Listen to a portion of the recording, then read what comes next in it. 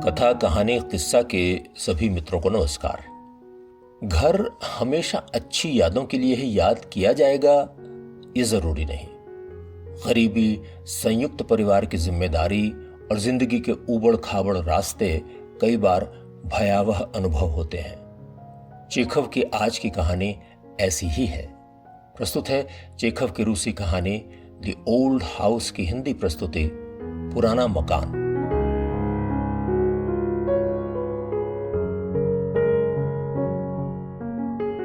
नया मकान बनाने के लिए पुराने मकान को धराशायी किया जाना जरूरी था। मैं आर्किटेक्ट को मकान दिखाने के लिए खाली कमरों में ले गया और कमरे दिखाते हुए मैंने इनसे जुड़े कई किस्से भी उसे सुनाए। दीवारों पर चिपके चिथड़े चिथड़े हो गए वॉलपेपर, मैली खिड़कियां और काले पड़ गए स्टोव यहां रह चुके लोगों की यादों के झलक भर थे। अब देखिए, सामने की सीढ़ियों पर उस दिन कुछ पियक्कड़ मुर्दे को उतार रहे थे। एक कदम फिसला और सभी ताबूत समेत धड़ाम से नीचे आ गिरे। सबको चोट लगी। उधर सामने एक के बाद एक 3 दरवाजे आपको दिखाई दे रहे होंगे। वहां कुछ जवान औरतें रहती थीं और अक्सर उनके यहाँ कोई न कोई मेहमान आया रहता था। वो साफ सुथरे कपड़े पहनने वाली महिलाएं हमेशा समय पर अपना किराया दे देती थीं। सामने कॉरिडोर के आखिर में जो दरवाजा है वो वॉशिंग रूम है। दिन में वहां कपड़े धुले जाते थे, जबकि रात में लोग शराब पीकर हुल्लड़ करते थे। वो जो 3 कमरों वाला फ्लैट है वो कीटाणुओं और फंगस से हमेशा भरा रहता था। बहुत गंदगी है वहां। इन कमरों में कई लोग मरे हैं। मुझे तो लगता है कि ये भुतहा फ्लैट है। किसी ना किसी ने इस फ्लैट को शाप दिया हुआ है। मेरा तो पक्का विश्वास है कि इस फ्लैट में जो लोग रहते थे उन्हीं के साथ वो आदमी भी रहता था, भूत बनकर, अदृश्य होकर। मुझे एक परिवार के बारे में तो कम से कम पक्के तौर पर पता है। आप एक आदमी की कल्पना कीजिए जिसमें कुछ खास था ही नहीं। वो आदमी इसी फ्लैट में अपनी बीवी, माँ और 4 बच्चों के साथ रहता था। नाम था पुतोहिन। वो एक नोटरी के यहाँ क्लर्क का काम करता था। 1 महीने के 35 रूबल उसे तनख्वाह मिलती थी। वो एक सीधा साधा, धार्मिक और गंभीर किस्म का इंसान था। जब भी मुझे किराया देने आता तो उससे कुछ ऐसा रहता। अपने पुराने मैले कपड़ों के लिए माफी मांगता। इस बात के लिए भी माफी मांगता कि किराया देने में वो 5 दिन लेट हो गया है। जब मैं उसे रसीद देने लगता तो वो आश्चर्य दिखाते हुए खुश होता और कहता, अरे वाह, रसीद भी है। गरीब था लेकिन ईमानदारी से रहता था। बीच वाले कमरे में दादी 4 बच्चों के साथ रहती थी। वहीं वो खाना बनाते, सोते और मेहमानों की खातिरदारी भी करते। कभी कभी वहीं नाश्ते भी थे। ये पुतोहिन का अपना कमरा था। इसमें उसने एक मेज रखी हुई थी जिस पर वो अपना काम करता था। थिएटर के पात्रों के संवादों की प्रतिलिपि बनाना, विज्ञापन तैयार करना और कुछ निजी काम भी करता था। दाईं तरफ आप जो कमरा देख रहे हैं उसे येगोरिच को इन लोगों ने सबलेट किया हुआ था। येगोरिच ठीक ठाक इंसान था लेकिन बहुत शराब पीता था। वो तालों, पिस्तौलों और बच्चों की साइकिलों की मरम्मत का काम करता था। येगोरिच को इस काम में मजा नहीं आता था और वो अपने आप को वाद्य यंत्रों की मरम्मत करने का विशेषज्ञ समझता था। उसकी मेज पर जो फालतू सामान पड़ा रहता था उसमें कुछ टूटे फूटे वाद्य यंत्र भी दिखाई पड़ जाते थे। वो पुतोहिन को अपने कमरे के लिए 2.5 रूबल देता था। उसका ज्यादातर समय उसकी मेज पर काम करते हुए ही बीतता था। मैं बहुत कम ही उस फ्लैट में जाता था, लेकिन जब भी मैं वहां जाता तो मुझे एक जैसा माहौल ही वहां मिलता। पुतोहिन अपनी मेज पर बैठा कुछ नकल कर रहा होता। उसकी माँ और कमजोर पत्नी लैंप के पास बैठकर कुछ सिलाई कढ़ाई करती रहती थीं। येगोरिच किसी चीज की धार बनाता हुआ दिखाई देता। कमरे में स्टोव में जलते हुए कोयले गर्मी और धुआं छोड़ते रहते। हवा में गोभी के सूप की गंध घुली हुई रहती थी। कमरे में घुटन भरी रहती थी। बच्चे और येगोरिच भी उसी कमरे में स्टोव के आसपास रहते थे। इन सब बातों के बावजूद कमरे में शांति रहती थी। दोस्ताना माहौल था और कुछ हद तक संतोष भी दिखाई देता था। कॉरिडोर के बाहर की तरफ अमीर बच्चों के खेलने की आवाजें सुनाई देती थीं। उनके लिए दुनिया बहुत खूबसूरत थी और वो समझते थे कि वो ऐसी ही रहेगी, बस उन्हें सुबह उठकर और रात को सोते समय भगवान की प्रार्थना भर करनी है। अब आप कल्पना कीजिए, ऐसे माहौल में इसी कमरे में स्टोव के पास ही एक ताबूत रखा है जिसमें पुतोहिन की मृत पत्नी को लिटाया गया है। वैसे तो सभी को किसी ना किसी दिन मरना है, लेकिन इस मौत में मुझे कुछ खास बात दिखाई दी। मुझे ऐसा लगा कि पुतोहिन येगोरिच, पुतोहिन की माँ और बच्चों को उस भूत ने चिन्हित कर लिया है और अब उनका नंबर है। मैं अंधविश्वासी टाइप का आदमी हूं और शायद इसकी वजह यह है कि मैं पिछले 40 सालों से इस फ्लैट में रहने वालों को देख रहा हूं। मेरा अनुभव रहा है कि अगर ताश के खेल में शुरुआती दौर में ही हारने लगते हो तो उस दिन आप आखिर तक हारोगे। अगर भाग्य आपको या आपके परिवार को मिटाने पर आ जाए तो फिर उसे रोकना बहुत मुश्किल होता है। इससे जुड़ी जो पहली दुर्घटना होती है वो दरअसल बदकिस्मती की लंबी श्रृंखला की पहली कड़ी होती है। इसे पहाड़ से लुढ़काए गए एक पत्थर की तरह समझें। जैसे ही पत्थर नीचे की तरफ लुढ़कता है उसके पीछे पीछे और पत्थर भी लुढ़कने लगते हैं। मेरे कहने का मतलब यह है कि मुझे ऐसा लगने लगा था कि पुतोहिन के बुरे दिन अब शुरू हो गए हैं। और इस घटना के एक हफ्ते बाद ही नोटरी ने अचानक ही बिना किसी बात के पुतोहिन को नौकरी से निकाल दिया। उसकी जगह एक जवान औरत को उसने नौकरी पर रख लिया। पुतोहिन को इस बात का इतना अफसोस नहीं था कि उसे नौकरी से निकाला गया। उसे गम इस बात का था कि उसकी जगह एक औरत को दे दी गई थी। इस बात का उसे इतना गुस्सा था कि घर पहुंचकर उसने बच्चों की पिटाई कर दी, अपनी मां को धमकाया और शराब पीकर धुत हो गया। जाहिर है उसका साथ देने के लिए येगोरिच ने भी शराब पी। इस बार पुतोहिन जब किराया लेकर आया तो उसने माफी मांगने जैसा कुछ नहीं किया। हालांकि किराया देने की तारीख कई दिन पहले निकल गई थी। रसीद लेते समय भी उसने कुछ नहीं कहा। अगले महीने उसकी मां किराया लेकर आई। वो आधा किराया लेकर आई थी और उसने कहा कि एक हफ्ते में वो बाकी का किराया चुका देगी। तीसरे महीने तो मुझे किराया मिला ही नहीं, बल्कि नौकर ने आकर बताया कि नंबर 23 में रहने वाले किराएदार बदतमीजी कर रहे हैं। ये सब अपशकुन के लक्षण थे। जरा कल्पना कीजिए, धुंध में लिपटी हुई एक उदास सुबह फ्लैट की खिड़कियों पर गिरती है। स्टोव के पास बैठी दादी बच्चों के लिए चाय बना रही है। सबसे बड़ा वास्या गिलास से चाय पी रहा है, जबकि और बच्चे तश्तरी से चाय सुड़क रहे हैं। स्टोव के पास बैठे येगोरिच का सिर भारी हो रहा है और आंखें बुझी हुई हैं। कल रात की शराब अभी तक उसके सिर पर चढ़ी हुई है।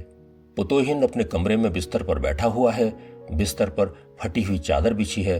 अपनी उंगलियां बालों में उलझाकर वो सूनी आंखों से पैरों के पास जमीन को देख रहा है। वो बीमार, टूटा हुआ और कमजोर दिखाई दे रहा है। कभी वो कराहता है, कभी कांपने लगता है और कभी खांसता है। बूढ़ी दादी वास्या से कह रही है कि वो जल्दी करे, नहीं तो उसे स्कूल के लिए देर हो जाएगी। फिर वो जैसे याद दिलाती है कि उसे भी तो काम करने जाना है। ऐसा लगता है कि फ्लैट में केवल वो बूढ़ी है जिसने अभी तक हिम्मत नहीं हारी है। पुराने दिनों को याद करते हुए वो झाड़ू पोंछा करने निकलती है। हफ्ते के हर दिन वो कुछ न कुछ काम करती है। किसी दिन वो दुकानदार के यहाँ कपड़े धोती है, किसी दिन महिलाओं को दूसरे कामों में मदद करती है, किसी दिन वो मिडवाइफ का काम भी कर देती है। ऐसा नहीं है कि अपने दुर्भाग्य से वो परेशान नहीं होती, लेकिन इस सब के बावजूद वो अपनी ड्यूटी को नहीं भूलती। रूस में ऐसी कई बूढ़ी साहसी औरतें हैं जो परिवार के कल्याण के लिए इस तरह के काम करती हैं। अपनी चाय पीने के बाद वास्या ने अपनी किताबें एक थैले में रखी और स्टोव के पीछे की तरफ टंगे अपने कोट को उतारने के लिए गया। दादी के कपड़ों के साथ ही उसका लंबा कोट भी टंगा रहता था। एक ही मिनट बाद वो वापस आकर बोला, क्या किसी ने मेरा कोट देखा? दादी और बच्चे कोट ढूंढने लगे, लेकिन उन्हें कोट नहीं मिला। कहां गया कोट? दादी और वास्या का चेहरा फक पड़ गया। येगोरिच को भी आश्चर्य था कि कोट कैसे गायब हो गया। केवल पुतोहिन ही चुपचाप बैठा हुआ था। आमतौर पर इस तरह की किसी भी गड़बड़ी पर सबसे पहले उसका ही ध्यान जाता था, लेकिन उसकी आज की चुप्पी खुद किसी गड़बड़ी की ओर इशारा कर रही थी।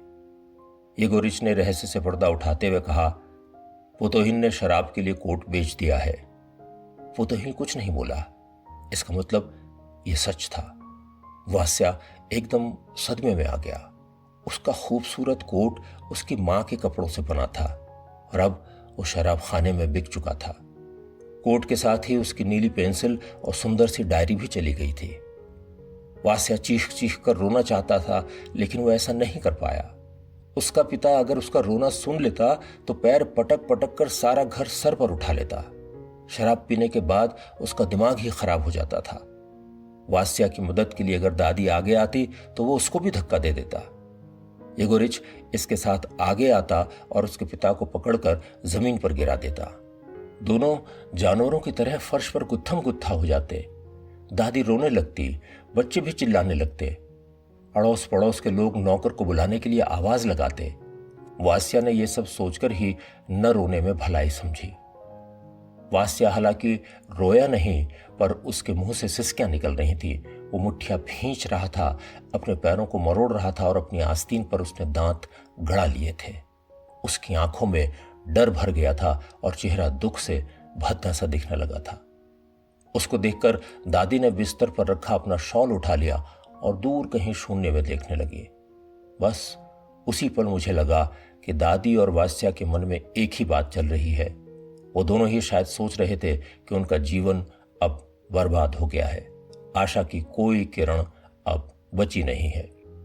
पुतोहिन को रोने की आवाज तो नहीं आई, लेकिन अपने कमरे में बैठे बैठे वो सब कुछ देख समझ रहा था। करीब आधे घंटे के बाद वास्या स्कूल के लिए निकल गया। उसने अपनी दादी का शॉल ओढ़ा हुआ था। उसके पीछे पीछे पुतोहिन भी निकला। वो अपने बेटे को आवाज देकर बुलाना चाहता था, उसे सांत्वना देना चाहता था, उससे माफी मांगना चाहता था, उसकी मां की कसमें खाता हुआ उसे दुलारना चाहता था, लेकिन वो कुछ न कर सका। उसकी आंखों से झर झर करके आंसू बह रहे थे। उस दिन बहुत ठंड थी। वास्या जब स्कूल पहुंचा तो उसने दादी के शॉल को हटा लिया था और केवल अपनी जैकेट ही पहनी हुई थी। उसे डर था कि औरतों के शॉल को देखकर लड़के उसे चिढ़ाने न लगें। पुतोहिन घर पहुंचकर फूट फूट कर रोने लगा। उसके मुंह से ऊल जलूल शब्द निकल रहे थे। वो अपनी मां और येगोरिच के सामने जमीन पर गिर पड़ा। फिर कुछ देर बाद अपने पर काबू पाकर वो मेरे पास आया और कहने लगा भगवान के लिए उसे कोई काम दिला दें। मैंने भी उसे उम्मीद दिलाई। वो बोला, मैं वापस आ गया हूं। अब वो समय आ गया है जब मुझे दिमाग से काम लेना होगा। मैं जानवर बन गया था, लेकिन अब वो सब कुछ मैं पीछे छोड़ आया हूं। वो खुश था और उसने मुझे शुक्रिया भी कहा। मैं इस तरह के लोगों को बरसों से देख रहा हूं। मैं इस मकान का मालिक हूं और इस तरह के कई किराएदार मेरे यहां रहे हैं। मैं कहना चाहता था, बहुत देर हो गई प्यारे, तुम तो पहले ही मरे हुए के समान हो। मुझसे मिलने के बाद पुतोहिन बेटे के स्कूल पहुंचा। जब तक वास्या बाहर नहीं आया वो इधर उधर चक्कर काटता रहा। अपने बेटे को देखकर वो बोला, चिंता मत कर वास्या, मुझे काम मिल गया है। थोड़ा सा इंतजार कर बेटा, मैं तेरे लिए बहुत बढ़िया वाला फर कोट ला दूंगा। तू हाई स्कूल में पढ़ने जाएगा बेटा, तुझे बड़ा आदमी बनाऊंगा मैं कसम खाकर कहता हूं कि मैं अब से शराब को हाथ भी नहीं लगाऊंगा। वो ऐसे बात कर रहा था जैसे उसे सुनहरा भविष्य सामने साफ साफ दिखाई दे रहा हो। और फिर शाम आ गई। लोगों के यहां से काम करके लौटी दादी को 20 कोपैक मिले थे। थकान से चूर चूर उसके पूरे बदन में दर्द हो रहा था, लेकिन बच्चों के कपड़े पड़े थे, वो उन्हें धोने के लिए बैठ गई। वास्या अपने स्कूल का काम कर रहा था। येगोरिच के पास आज कोई काम नहीं था। पुतोहिन के मन में शराब पीने की तीव्र इच्छा सिर उठाने लगी थी। कमरे में गर्मी और घुटन हो रही थी। दादी जिस टब में कपड़े धुल रही थी उससे भाप उठ रही थी। येगोरिच ने सूखी आवाज में पूछा, क्या हम जा रहे हैं? पुतोहिन के पास कोई जवाब नहीं था। उसके अंदर दिन में पैदा होने वाला उत्साह एक नीरस और उबाऊ मन स्थिति में बदल गया था। वो शराब पीने की अपनी इच्छा से लड़ रहा था। उसके अंदर उदासी और अवसाद फैल चुका था। आप जानते ही हैं कि ऐसी स्थिति के बाद क्या होता है। ये सबके लिए जानी पहचानी कहानी है।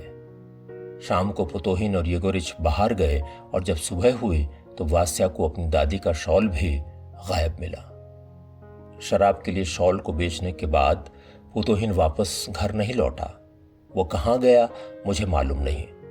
उसके जाने के बाद दादी भी शराब पीने लगी और कुछ ही दिनों में बीमार पड़ गई। उसे अस्पताल में भर्ती करा दिया गया। छोटे बच्चों को रिश्तेदार ले गए और वास्या धोबी के यहाँ काम करने लगा। दिन में वो काम करता और रात को बियर लेकर वापस आता। कुछ समय बाद उसे काम से भी हटा दिया गया। उसने कुछ समय रात को घूमने वाली औरतों में से किसी एक के यहाँ काम किया, लेकिन उसके बाद वो कहाँ गया मुझे कुछ नहीं पता। इस कमरे में बाद में सड़कों पर बाजा बजाने वाला एक आदमी रहने लगा। वो करीब 10 साल यहां रहा। पता है, जब वो मरा तो उसके गद्दे के अंदर से 20,000 रूबल मिले।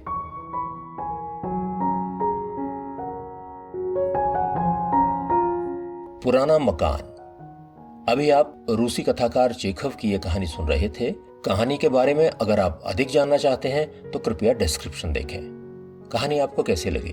अच्छी लगी हो तो उसे लाइक करें, शेयर करें और हमारे इस चैनल को सब्सक्राइब भी करें। मिलते हैं एक और नई कहानी के साथ। नमस्कार।